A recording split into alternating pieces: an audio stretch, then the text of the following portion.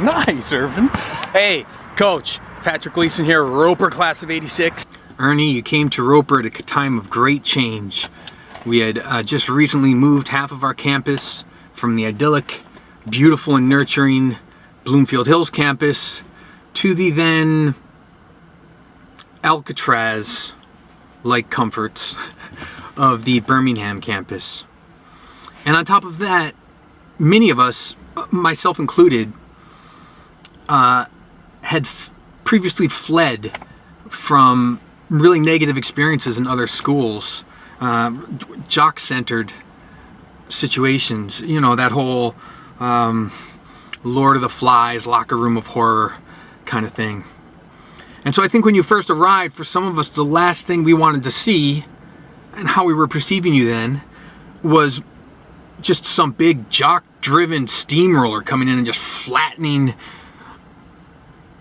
and deflavorizing everything that made Roper unique and wonderful and fun and interesting and safe. So I'm pretty sure you encountered a considerable amount of resistance during your first few years. In retrospect, much of that really wasn't very fair to you. But I'll tell you, by the time I was graduating, I wasn't worried anymore. I remember that year, the girls' varsity basketball team had won the district championship.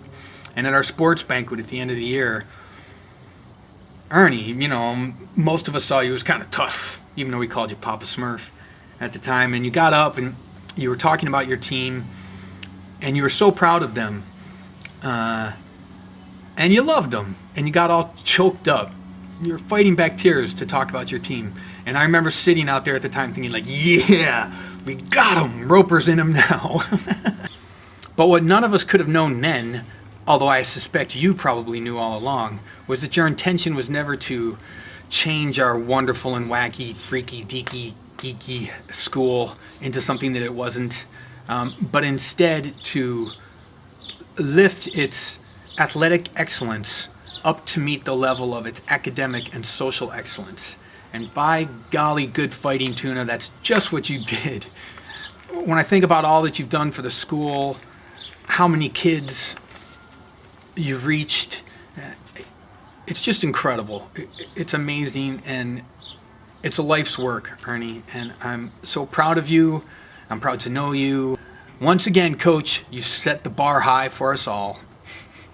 So in closing, what I really wish I could do is reach out and give you a great big bear hug and a big sloppy wet kiss. But I'm in Los Angeles and you're in the mitten.